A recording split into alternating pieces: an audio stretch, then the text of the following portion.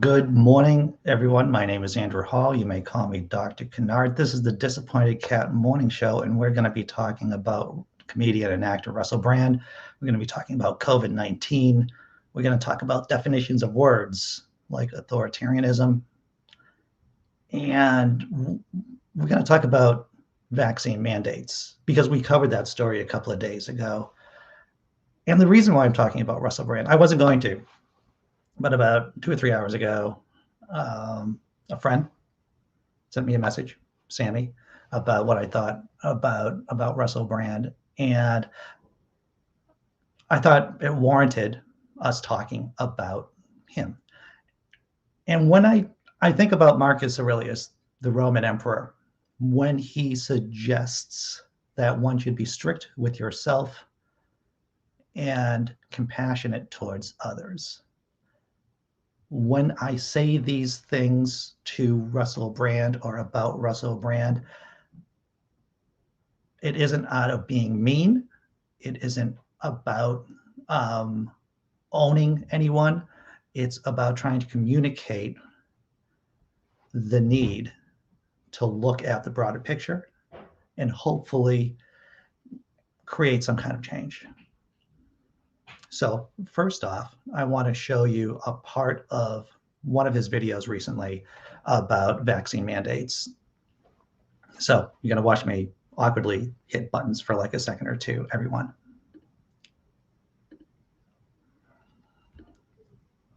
The name of the video is Vaccine Mandates and Assault, all in caps, on Your Bodily Freedom. Let's take a look. I'm going to enlarge this, and I'm only going to play a couple of seconds because he raises an interesting question, and I want to answer it. Vaccines are now... And before I do that, I'm going to mute my mic because for some reason... being mandated for businesses with more than 100 employees. This is going to affect 80 million American people. Is this an intrusion on your rights? Do you trust your government to have that amount of authority?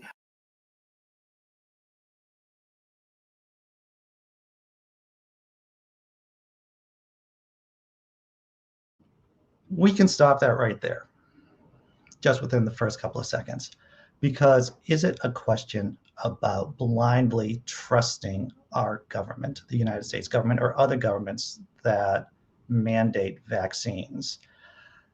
Do vaccine mandates work? There is a link in the description about the article that we covered the other day about whether or not vaccine mandates work. So first we're going to handle whether or not vaccine mandates work, whether or not they are authoritarian, and whether or not it is the compassionate thing to do. This might take up the entire 25 minutes of the show.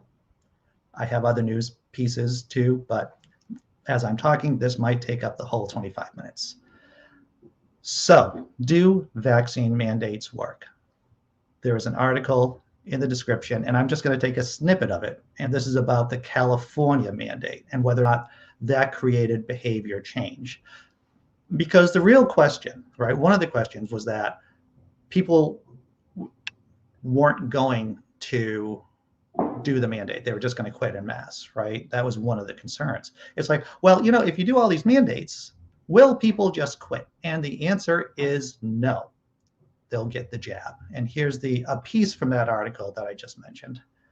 This is from California. California's requirement for all healthcare workers to be vaccinated against the coronavirus, which took effect Thursday, appears to have compelled tens of thousands of unvaccinated employees to get shots in recent weeks, bolstering the case for employer mandates. In a survey of more than a dozen of the state's major hospital systems, most healthcare workers reported vaccination rates this week of 90% or higher, with hundreds, and in some cases thousands, more workers in some systems opting to be vaccinated rather than to apply for limited medical or religious exemptions since Governor Gavin Newsom's administration issued the health order on August 5th. Vaccine mandates work. A lot of people who ran their mouths about not getting vaccinated, regardless of mandates, that was just running their mouths. Most people are getting the jab. So mandates do change behavior. Now then, does that mean that mandates, by the dictionary definition of authoritarian, is that an authoritarian measure? Is the government acting in an evil authoritarian way by mandating vaccines? Well, let's take a look at what authoritarian means. And I have the definition right here. I believe this is from the Merriam-Webster Dictionary. Authoritarian, adjective of relating to or favoring blind submission to authority, of relating to or favoring a concentration of power in a leader or an elite not constitutionally responsible for the people, to the people. Well, this is not blind submission to authority. When you have good scientific sources stating that vaccines work, that masks work, and we just saw that vaccine mandates actually change behavior in a pro-health way, pro-compassionate way for our fellow human beings, then this is not, vaccine mandates aren't authoritarian. Now, to speak out against vaccine mandates, when you have that information from good sources, when the scientific consensus says that vaccines work and masks work, and the only scientists who say that they don't are outliers, they don't follow the scientific consensus, then it's only reasonable to do so. Vaccine mandates are going to save lives. They're going to save children's lives in schools. They're going to save their grandparents' lives. They're going to save the lives of people with immune issues, right? Cancer patients, people who have impaired immune responses. This is going to save lives. Mr. Russel Brand, this is going to save lives. I believe that you are a good person. I believe that you are someone who wants to do good in the world. This is going to save lives. It is the compassionate thing to do, is vaccine mandates. Now, I'm going to check out the chat before going into other stories. And yes, I'm going to be doing another bit about Russel Brand too in a second or two, but I want to see how the chat's doing. 42 comments. Oh my. What's up, John Hudson? Well, you know, Cryptameria, I would say, and what makes me feel good, what soothes me, is when I look at how far we have come in many ways, you know, just within my lifetime. And so that makes me feel better, that even though we're finding resistance against the scientific consensus, things are getting better. All right, so I'm going to go way back to the beginning of the show in terms of the chat and catch up with everyone. 420 Atheist, who actually inspired the bit, this section of the show about Russel Brand. Yep, had respect for him once, but I feel he's losing touch with reality. And that's the thing. That's why I think he's acting in good faith. I think the danger is that certain performers become captive of their audiences. Sam Harris talked about this the other day with Andrew Yang on Sam Harris's podcast. Professor Harris said one of his goals is not to become captured by his audience.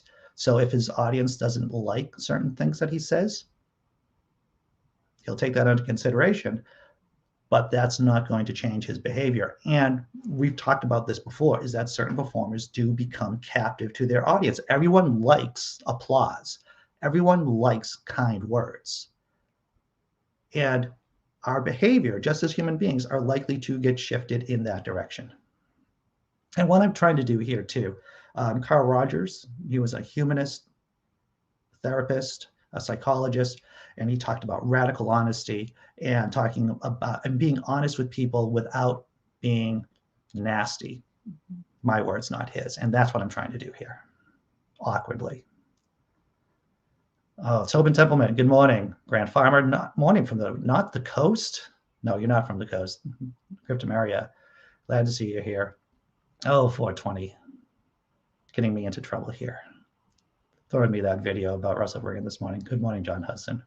Actually, I like it when you send me videos, everyone, to ask me what I think about. It inspires me for show ideas. What's up, Jessi Bear? Here we go. Dee Parks. Here's what people don't understand. Do not take medical advice from actors, politicians, and anyone else who is not a medical professional.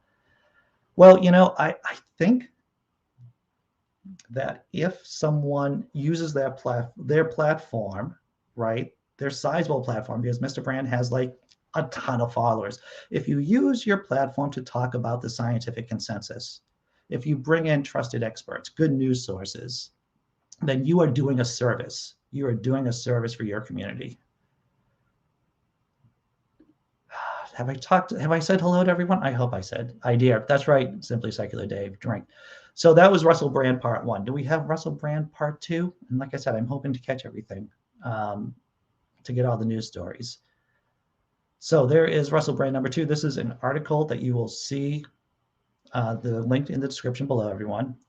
The comedian seems to have found a loyal fan base for conservatives and anti-vaxxers who have flocked to his YouTube and Facebook accounts for his rambling vaccine skeptic views. And of course, we are still talking about this man, Russel Brand. If there's one thing few people had on their 2021 bingo cards, it would be that anti-vaxxers becoming enamored with British comedian Russel Brand for his conspiracy theory-laden YouTube channel. In Forgetting Sarah Marshall, the Forgetting Sarah Marshall actor has always presented himself as a contrarian, a freethinker who isn't afraid to challenge established views or spout off at the government. I will say that it is disturbing. I am disturbed by, after looking at some of his videos on his channel, that most of them are anti-democratic, small and large d, and pro talking points that are congruent with Trump and Trumpism.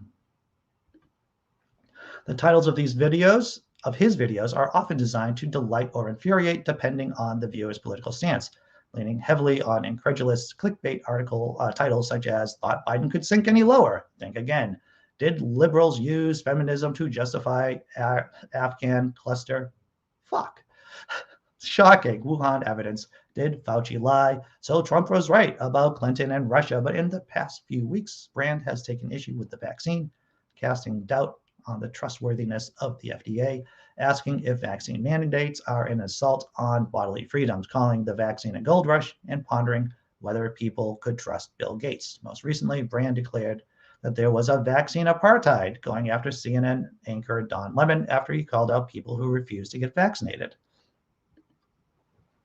And Brand has struck a viewership goldmine with his videos. His videos, which are monetized, often rack up millions of views across YouTube and Facebook, and his comment sections have become hotbeds of misinformation.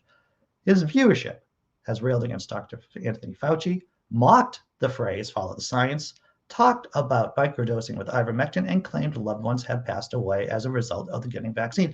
One of the themes that we've talked about, one of the threats that we've talked about, is that there is no evidence that ivermectin used in horses as dewormers, antiparasitics, work against the virus.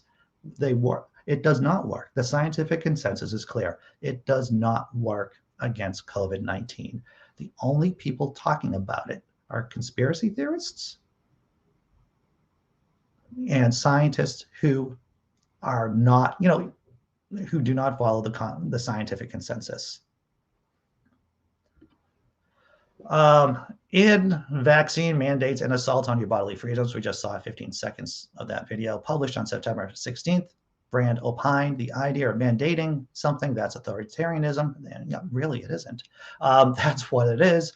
That's telling people they have to do stuff. We just covered all of this in the video, and we're just going to show you the last slide. Dr. Sadia Khan, an epidemiologist and assistant professor of medicine at Northwestern University's Feinberg School of Medicine, told the Daily Beast that she would never have any issue with Brand or anyone else asking questions about the vaccine or being hesitant to take it. She says it's important to get their answers from a trusted source. It's important to get your answers from a trusted source. What is the scientific consensus? Can you look at the data and say, wow, the scientific consensus seems to be pretty right? Right? That's important. I think it's really important for everyone to think for themselves. She says, I am not frustrated at all by individual level questions, by individual level discussion, or making sure that individual concerns are addressed. What's frustrating is when there is no rational conversation, when there is misinformation or blatant lies as related to the FDA approval. I think they said it better than I could ever say it, everyone. I'm going to check out the chat before talking about COVID and about the Pfizer vaccine.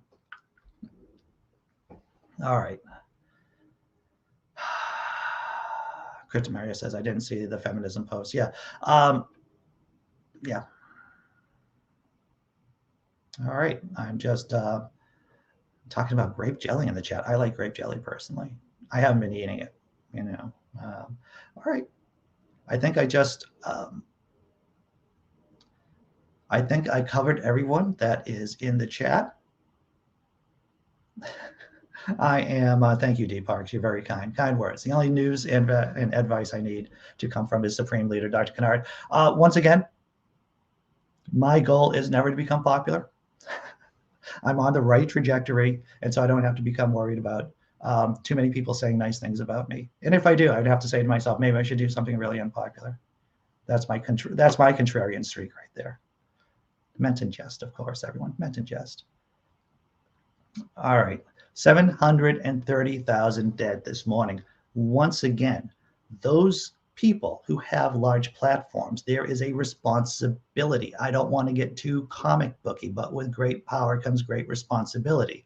If you have millions of followers on YouTube, on Twitter, on Facebook, it is the human thing to do. It is the compassionate thing to do, to use that platform responsibly and compassionately and intelligently. God, the good one. That's great. All right. Let's do Shamala Hamala, by the way, everyone. Let's just do the last story, and I'm just really glad I'm able to get everything in 25 minutes, though I'm probably going to ask you to like and subscribe to the video. See what I did there? Microphone likes it, don't you, the microphone? That was pretty clever. No, it wasn't really clever at all. Okay. Microphone's a tough critic, everyone. Microphone's a tough critic. New story link below. Pfizer's COVID-19 immunity protection diminishes after 2 months. Oh my. And it can reach as low as 20% after 4 months. Studies. Well, that's not good news. That's not good news at all. 2 recent studies found that Pfizer's immunity protection diminishes rapidly a few months after a person has their second dose. However, one study noted that the vaccine's protection against death and hospitalization still remained as high as 96%. The studies affirm Pfizer's earlier comments that its vaccines may not defend against COVID-19 infection as effectively over time. The first study, researchers from Qatar, found that Pfizer's immunity protection drops to as low as 20% just 4 months after a person receives their second dose. They based their reports on observations on infections among Qatar's over 900,000 vaccinated people. The researchers found that Pfizer's protection against infection was negligible shortly after the first dose, but jumps to 36.8% 3 weeks later. When people receive their second dose, immunity protection increases to 77.5% after about a month. But once that month is over, Pfizer's immunity effectiveness declines steadily, hovering at around 20% after the 4-month mark, per the researchers. Still, Pfizer's protection against hospitalizations and death remained robust at 90% or higher for 6 months after the second dose, it said. The report also noted that its findings may not apply well to countries with older populations, since Qatar's population is relatively young, with only 9% of its people being 50% or older. And those of you who've taken your experimental psych courses or know about how studies are supposed to work, you're supposed to have a nice bell curve, right? The sample from the study is supposed to represent the population at large, right? So even though Qatar's population is obviously skewed differently than in other nations. I hope that made sense. The second study conducted in Israel looked at 4,868 healthcare workers. It reported that people have substantially decreased COVID-19 antibodies just 6 months after receiving their second dose of the Pfizer vaccine. We talked about this before, about the work being done in Israel. The drop is especially prominent among men, the elderly above 65, and those with weakened immune systems. In comparison, vaccine for other conditions such as mumps, measles, and rubella only show small decreases of about 5% to 10% each year in neutralizing antibody levels, wrote the researchers. They also noted that they observed higher antibody counts in obese participants who have a body mass index of 30 or above. Oh my fictitious God, I cannot believe that we were able to cover everything in less than 25 minutes and still able to talk to people. Microphone, all-time favorite, high five microphone. What? No knuckle bump. No, microphone can't do those things. Checking out the chat one more time. Hey, did I mention we're doing an after party after show, which is an open room for atheists, progressives, humanists? We are. The link to be on the panel is down below. Checking out the chat. All right.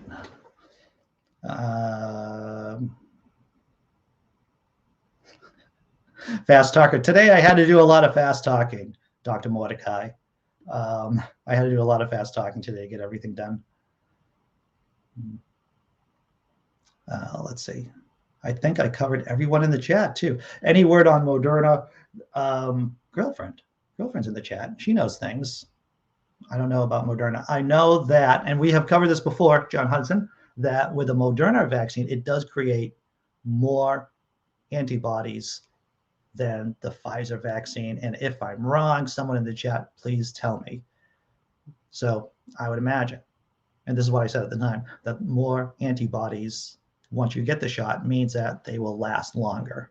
So once again, from what I understand, the Moderna vaccine created more antibodies initially after the shots. And so it would stand to reason that protection lasts longer. But once again, tell me I'm wrong. Maybe I am. I don't know. But I think that's what the scientific consensus is right now. Okay, I'm going to do something funny. Something nice, right?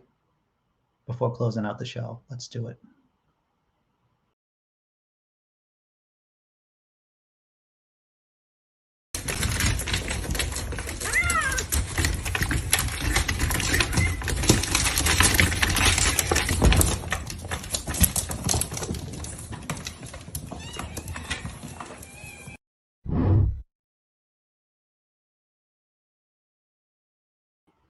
Kittens. How can that not put a smile on your face? A pack of kittens, a gaggle of kittens. I don't know what a group of kittens is called, besides fun and awesome. All right, so once again, we were able to cram everything in to this small 25-minute segment here, this show. Once again, if we want to talk, we can talk about anything you want to talk about. People on the panel, people who are going to be in the chat for the after party, after show. Starts at 9:30 and should be a lot of fun. I am doing Atheist Drinking Out Loud this Saturday at 5 p.m. Eastern. I know Neil can make it. I hope Seamus can make it, but we haven't done it for a while, so the show is just going to go on. That's the motto, right? I'm going to have to drop the thank you video for patrons and YouTube members. And because there's no ads. I'm not going to be feeding into late stage capitalism if I can help it. So let's do this thing. Drop in the thank you video and hopefully I'll see you at 9:30.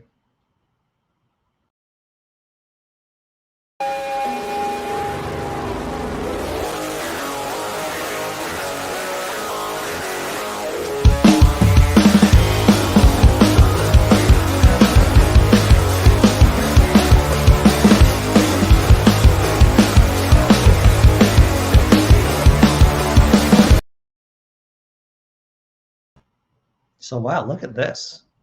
Maybe a sack of kittens. I don't think a group of kittens should be a sack of kittens. I don't know. That doesn't feel right because you wonder what's going on with that sack. The actual name for a group of cats is a clouder. I did not know that.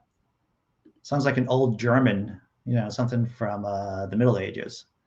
Though I do like Simply Secular Dave's A Snuggle of Kittens. Very nice, Dave. I like that. A Spaz of Kittens is also is appropriate. All right. I gotta get ready for the after party, after show, everyone. So I'll see you at 9:30.